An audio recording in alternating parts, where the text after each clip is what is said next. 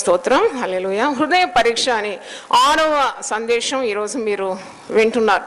ఈరోజు మరి ప్రభు సన్నిధిలో నేను కనిపెట్టినప్పుడు గర్వం గురించి బోధించమని పరిశుద్ధాత్ముడు నాకు మరి తెలియజేస్తున్నాడు. గర్వం అనేది మహాపాపం, అది కనబడని పాపం. అది పాపంగా చాలామంది పరిగణించరు, కానీ దేవుడు ద్వేషించే పాపాల్లోకెల్లా అతి ఘోరమైన పాపము గర్వం అని ఈరోజు మనము నేర్చుకుంటున్నాం. గర్వము చాలామందికి గర్వం ఉంటుంది. గర్వము కనబడనియరు, కానీ వారి హృదయంలో అహంకారం గల మనస్సు ఉంటుంది, అహంభావం ఉంటుంది, ఉన్నతమైన భావాలు కలిగి, అంటే ఇతరుల కంటే వారు గొప్పవారనే ఒక మరి తలంపు ఎప్పుడు కలిగి ఉంటారు. అది దేవునికి ఇష్టం లేదని ఈ శిలువ ధ్యానంలో మనము నేర్చుకోవాలి. కొందరికి కుల గర్వం ఉంటుంది, మా కులం పెద్దదంటారు. మరి ఏ కులం కాదు, యేసుక్రీస్తు రక్తమందు నీవు కడగబడిన తర్వాత నీకు ఒకటే కులం, అది యేసయ్య కులం. దేవునికి స్తోత్రం. దానికి మించిన కులం ఎక్కడుంది? నేను పెద్ద మా కులం మా గోత్రం అని కొందరు గర్విస్తూ ఉంటారు. కొందరు అందంగా ఉన్నారని గర్విస్తారు. చాలా అందగత్తేనే, లేకుంటే అందగాన్ని అని అనుకుంటారు. నీ అందం మాయమైపోవడానికి క్షణం పట్టదు, నీ ముఖం వికారం కావడానికి ఒక సెకండ్ పట్టదు. ఎందుకంటే నువ్వేమై ఉన్నావో కేవలము దేవుని యొక్క కృప ద్వారానే ఉన్నావు. ఒక యాక్సిడెంట్లో నీ అవయవాలు కోల్పోవడానికి ఎంతసేపు పడుతుంది? నీకు పక్షపాతం వస్తే నీ ముఖం వికారం కావడానికి ఎంతసేపు కూడా పట్టదు. కాబట్టి ఈరోజు నువ్వు ఈ పరిస్థితిలో ఇలాగూ చక్కగా ఉన్నావంటే కేవలము దేవుని యొక్క అపారమైన కృప అని నీకు భావం ఉండాలి. దేవునికి స్తోత్రం. కొందరికి మరి వారి ఉద్యోగం విషయం ఉన్న గర్వం ఉంటుంది. ఉద్యోగం విషయం కూడా గర్వించే అవసరం లేదు. నువ్వు ఈ స్థానానికి వచ్చినావంటే దేవుడు నిన్ను కాపాడి భద్రపరిచి నీ చదువుల్లో తోడుగా ఉండి నీ చేయి కార్యములంతట్లో ఆయన నీకు కృప చూపినందుకే ఈ స్థాయికి నీవు ఎదగలవు. దేవునికి స్తోత్రం. హల్లెలూయా. కొందరు బలం గురించి వారు చాలా గర్విస్తారు, ఇలా కండలు తిప్పి చూపెడతారు అనమాట. ఈ కండలు తిప్పి నీకు బలం ఇచ్చినాడు కేవలం ఇతరులకు సహాయం చేయడానికని మర్చిపోకూడదు. దేవుని కొరకు ప్రయోజనకరంగా లేకుంటే నీకున్న బలం ద్వారా ఏమి లాభము లేదు. అందుకే వాక్యంలో చూసి ఒకడు తన బలం గురించి గర్వించకూడదు, ఒకడు తన అందం గురించి గర్వించకూడదు, మరి ఒకటి తన ఐశ్వర్యం గురించి కూడా గర్వించే అవసరము లేదు. బంగారము నిన్ను రక్షించడానికి అక్కరకు రాదు. ఆ బంగారం ద్వారా నీకు బేడీలు పడే అవకాశం వచ్చేసింది. కాబట్టి దేని యందు నువ్వు ఎక్కువగా దేవుని కంటే ధనాన్ని ఎక్కువగా ప్రేమిస్తే అదే నీకు ఆయాసంగా మారిపోతుందని నువ్వు మర్చిపోకూడదు. కాబట్టి నీ స్థానమానాల గురించి నువ్వు గర్వించే అవసరం లేదు.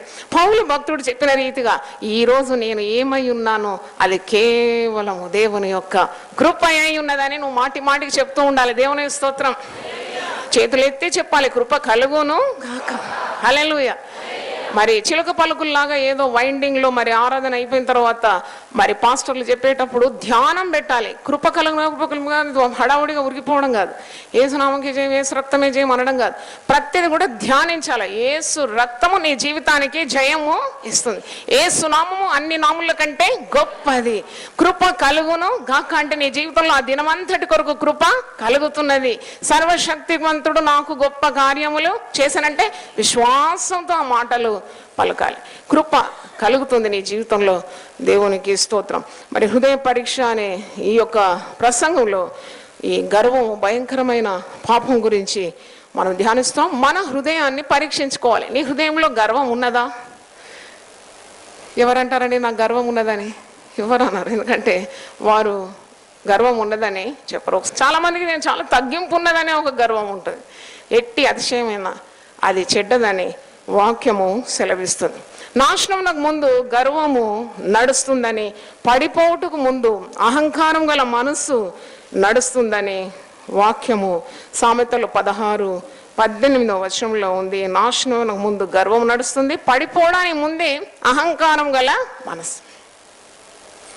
నీకు గర్వం వచ్చిందంటే వెంటనే నీకు ఒక మరి తెలివి ఉండాలి. పడిపోవడానికే ఈ గర్వము నాలో ప్రవేశించిందని ఆ గర్వాన్ని వదిలిపెట్టి వెంటనే మోకరించి ప్రార్థన చేసి జయం పొందుకోవాలని మనం నేర్చుకుంటున్నాం. గర్వ హృదయులందరూ యెహోవాకు హేయులు, నిశ్చయముగా వారు శిక్ష నొందుదు అనే సామెతలు 16:5 వచనంలో గర్వ హృదయులందరూ యెహోవాకు హేయులు. దేవునికి అయిష్టమైన కార్యం అన్నమాట తన బిడ్డల్లో గర్వము చూడడం. ఎందుకంటే ఆ గర్వము వారికి వర్ధిల్లడానికి ఆటంకంగా ఉంటుంది. మరి వారు తప్పకుండా దేవుని శిక్ష పొందుతారు. కాబట్టి గర్వాన్ని మన హృదయంలో నుండి తొలగించుకోవాలని ఈరోజు నేర్చుకుంటున్నాం. సామెతలు 29:23 వచనంలో ఎవని గర్వము వాన్ని అణిచివేస్తుందట. నేను నడపడానికి వేరే ఒకరు అవసరము లేదు. Your own pride will put you down. నీ గర్వము నిన్నేం చేస్తుందంటే అణిచివేస్తుంది. అందుకే మనము గర్వించరాదు. వాక్యంలో మరి పరిశుద్ధ గ్రంథంలో ఈ మాట రాస్తుంది, ఎవని గర్వము వాని తగ్గించును, వినయ మనస్కుడు ఘనత నొందును. దేవునికి స్తోత్రం. యెహోవా మహోన్నతుడైనను దీనులను లక్ష్య పెడతాడట.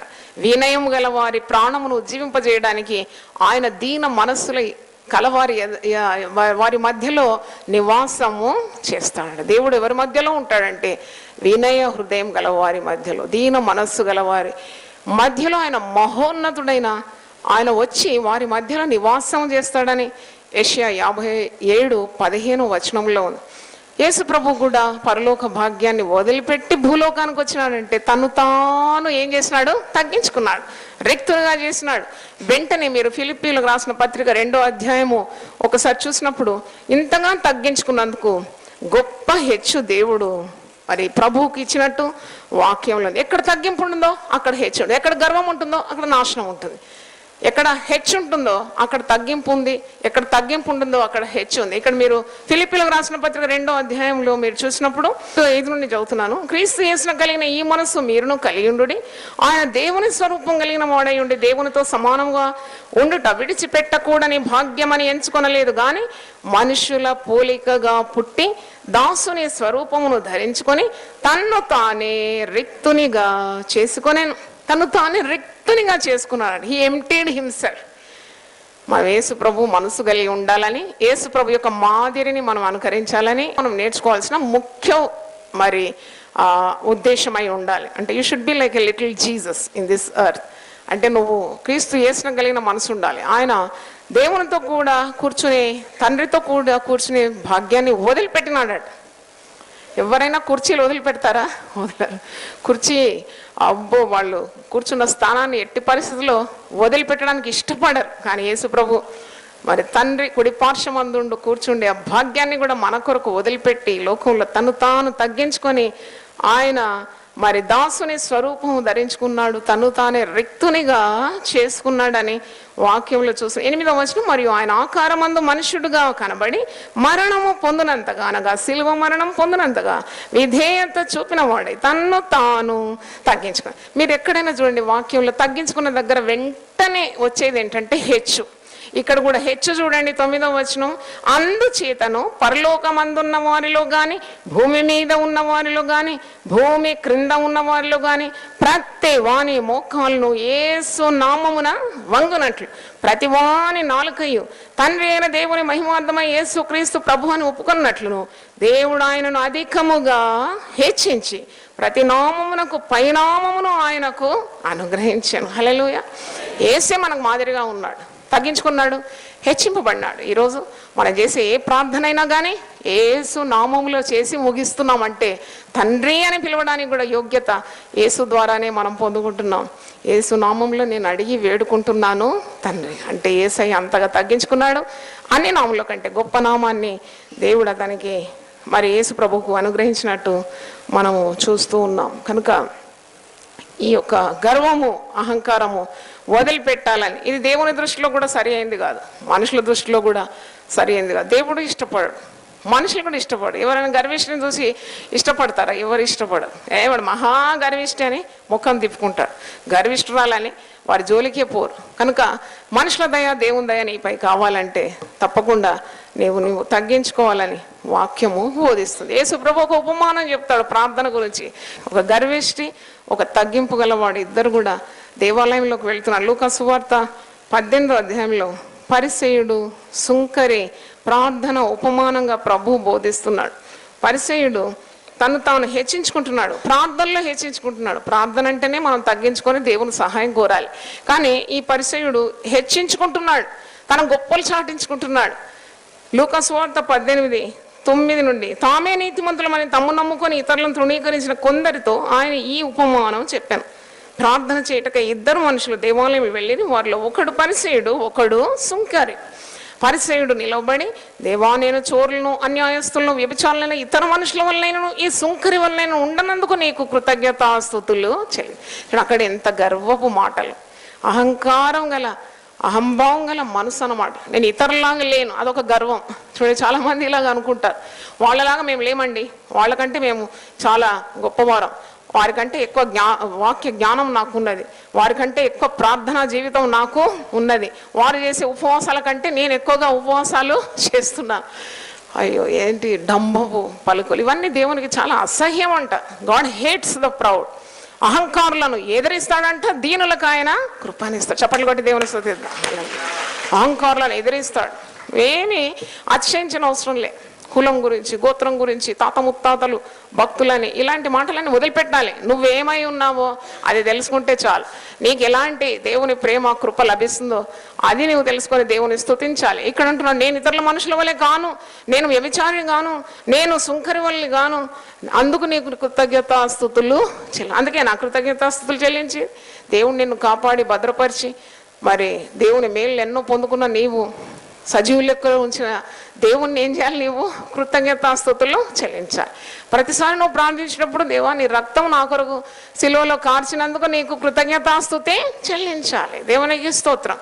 ఈ డంబపు మాటలు పలుకుతున్నాడు, ఎందుకంటే ఇతరులు అతడెంత భక్తి పరుడు అని గ్రహించాలనే ఉద్దేశం కానీ తన ప్రార్థన దేవునికి వినబడాలనే ఉద్దేశము లేదు. నువ్వు ప్రార్థన చేసేటప్పుడు నువ్వు చాలా గమనించాలి. How your intention is.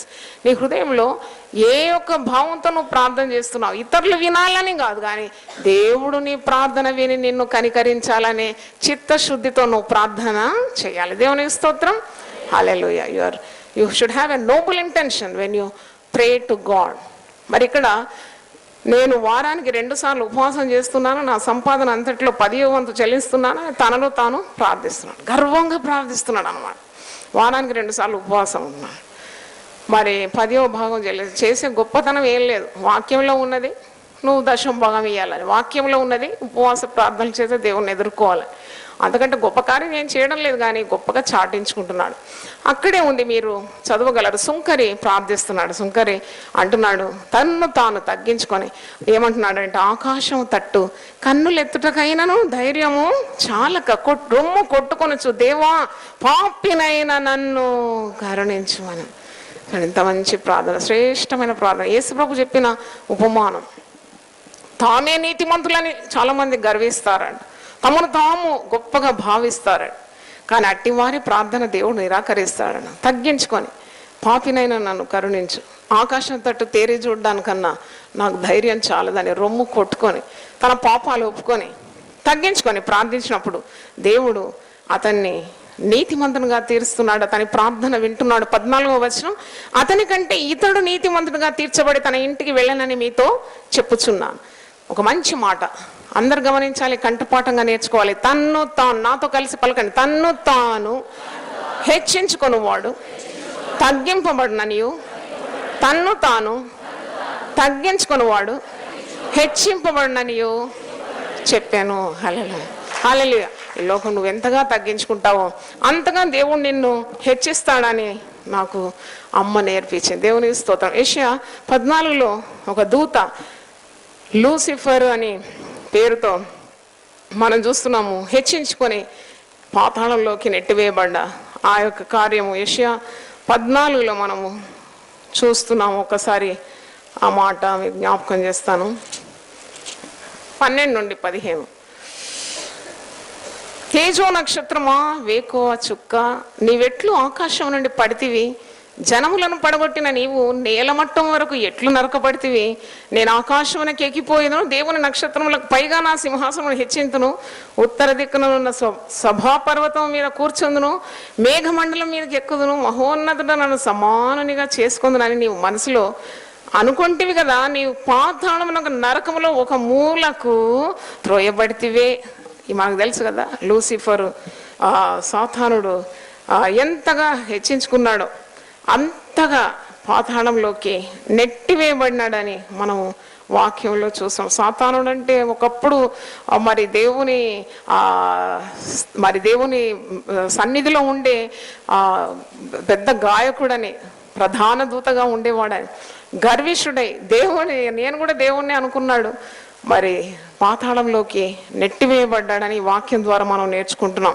కాబట్టి గర్వము తప్పకుండా మనల్ని అణిచివేస్తుందని వాక్యం నుండి నేర్చుకున్నాం. కొందరికి ఒకలాంటి గౌరవం ఉంటుంది, ఏంటంటే మేము ఇతరుల కంటే భక్తి పరులమని. అట్టి వారి కొరకు కూడా ఒక వాక్యం ఉంది, జ్ఞాపకం చేస్తాను. యెషయా 65:5 వారు మా దాపునకు రావద్దు, ఎడముగా ఉండము, నీకంటే మేము పరిశుద్ధులమని చెప్పుదురు. వీరు నా నాసిక రంధ్రములకు పొగవలెను, దినమంతయు మండుచుండు అగ్ని వలెను ఉన్నారు.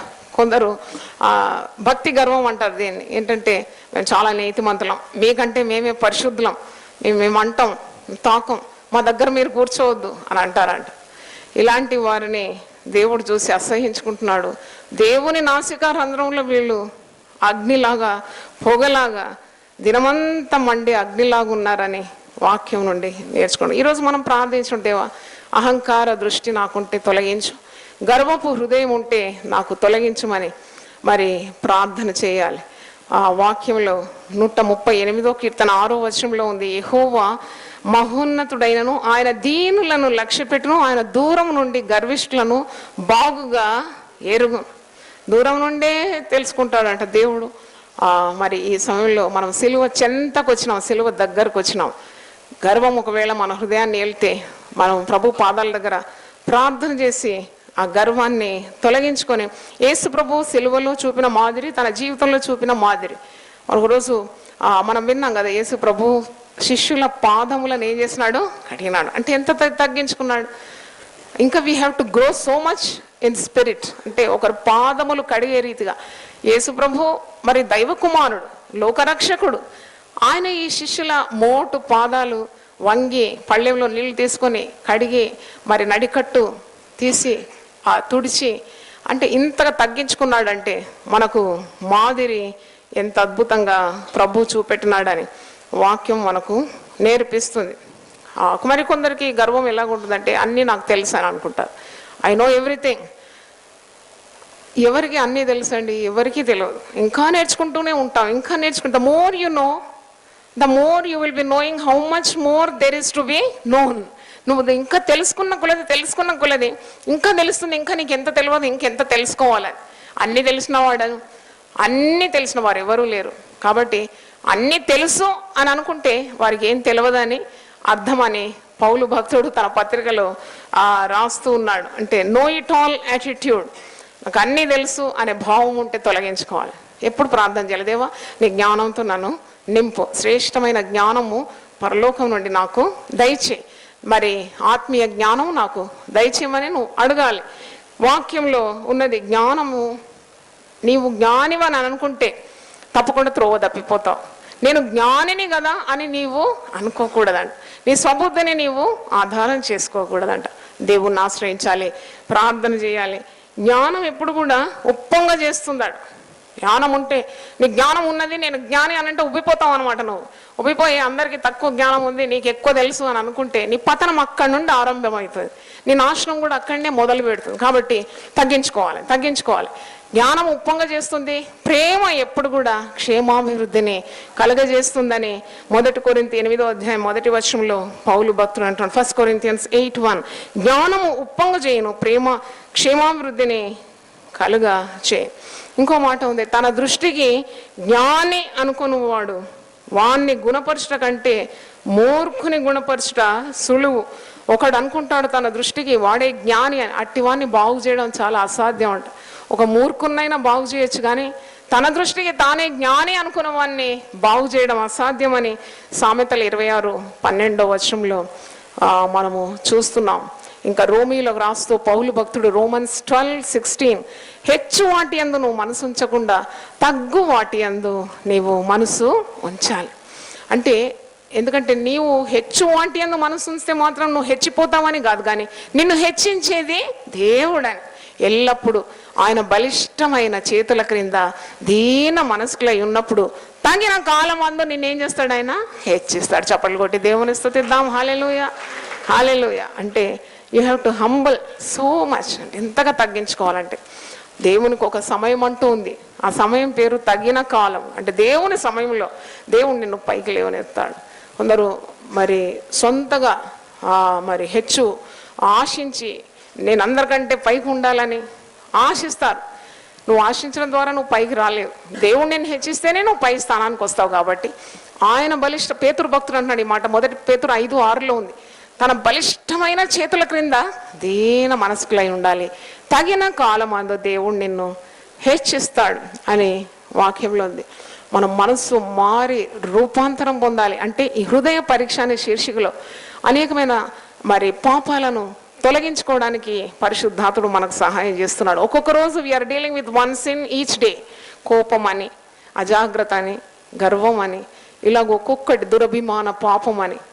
ఈ వాక్యం వింటున్న కొలది నీ హృదయంలో ఉన్న పాపాన్ని నీవు తొలగించుకోవాలని నేర్చుకుంటున్నావు. అంటే ఏదైనా నీకు ఏ మేలు కావాలన్నా, ఏ ఆశీర్వాదం అన్నా అది నీ వల్ల కలిగిన కార్యము కాదు. అది ఎక్కడి నుండి రావాలి? దేవుని యొద్ద నుండి రావండి. నీ కుటుంబం దీవింపబడాలి, నీకు ఆరోగ్యం ఉండాలి, నువ్వు చేసే పనులన్నీ సఫలం కావాలి, నువ్వు ఆత్మీయ జీవితంలో ఎదగాలి, లేక లోకరీతిగా ఉన్న స్థానమానాలు పొందుకోవాలి, ఐశ్వర్యం పొందుకోవాలి, బలం కావాలి, ఘనత కావాలి, నీకు శక్తి కావాలి, నీకు మరి ఏది కావాలన్నా కానీ అది ఎక్కడి నుండి రావాలి? దేవుని.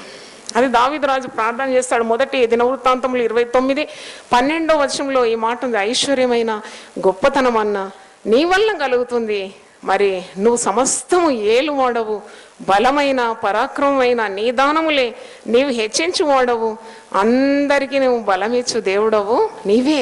దేవునికి స్తోత్రం, హల్లెలూయా. అందుకే ఆ యొక్క హృదయంలో నీకు ఆ జ్ఞానం ఉంటే తప్పకుండా నీవు ఘనతైన మహిమైన మరి స్తోత్రమైన స్తుతులైన దేవునికి అందిస్తావు. నేను నీవు హెచ్చించుకో.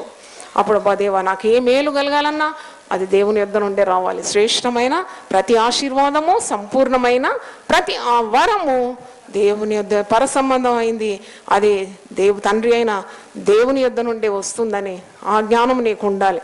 నువ్వు ఈరోజు ఏ స్థానంలో ఉన్నావో నీకు సామర్థ్యం అనుగ్రహించింది కూడా ఎవరు? దేవుడే. హల్లెలూయా. మనం ఇంత పెద్ద సంఘం ఇచ్చి ఉదయకాలం ఇంత జనం వచ్చి మరి ప్రశస్తమైన ఉదయకాలం ఆరాధిస్తున్నామంటే కృప చూపింది ఎవరు? దేవుడు. మనం ఎవరిని స్తుతించాలి? దేవుని స్తుతించి, దేవుడి సామర్థ్యం వల్ల కాదు. హల్లెలూయా. దైవ సన్నిధి మనకు ఉన్నది, దేవుడే దిగొచ్చి మనల్ని ఆశీర్వదిస్తూ ఉన్నాడు.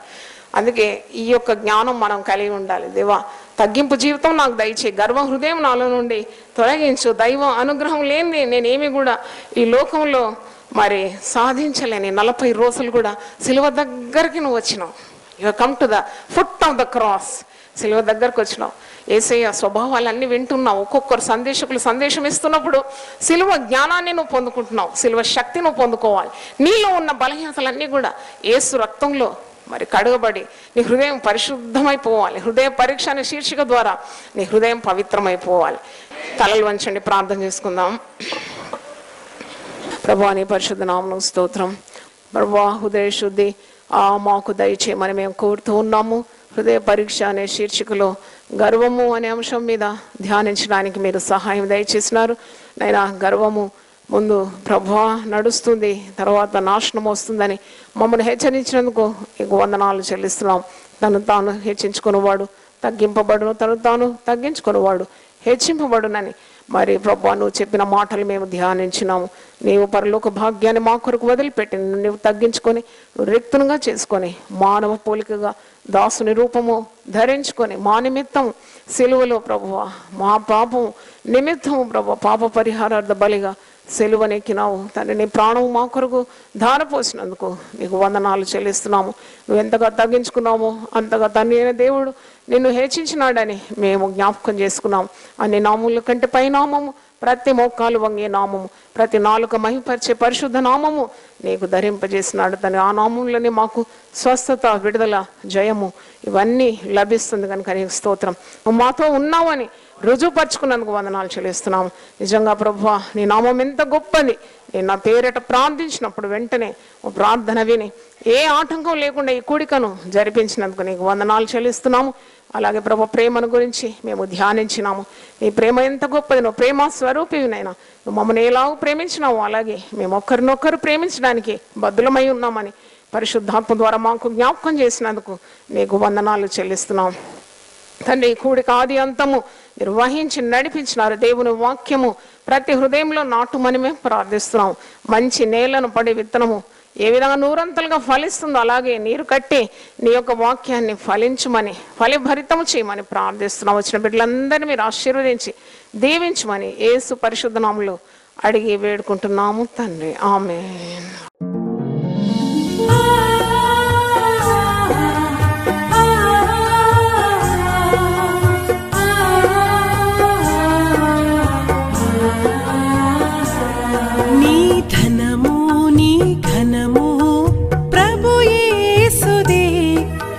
దశమా భాగము నీయ వెనుదీతువా. నీ ధనము నీ ఘనము ప్రభు యేసుదే, నీ దశమా భాగము నీయ వెనుదీతువా. ధరలోన ధనధాన్యముల నీయగా కరుణించి కాపాడి రక్షింపగా. ధరలోన ధనధాన్యముల నీయగా కరుణించి కాపాడి రక్షింపగా. పరలోకనాదుండు నీకీయగా మరి యేసు కొరకీయ వెనుదీతువా. పరలోకనాథుండు నీకీయగా మరి యేసు కొరకీయ వెనుదీతువా. నీ ధనము నీ ఘనము ప్రభు యేసుదే, నీ దశమా భాగము నీయ వెనుదీతువా. పాడి పంటలు ప్రభువు నీకీయగా కూడు గుట్టలు నీకు దయచేయగా. పాడి పంటలు ప్రభు నీకీయగా కూడు గుట్టలు నీకు దయచేయగా. వీడంగ ప్రభు యేసు నామంబును గడువేల ప్రభుకీయను క్రైస్తవా. వేడంగ ప్రభు యేసు నామంబును గడువేల ప్రభుకీయను క్రైస్తవా. నీ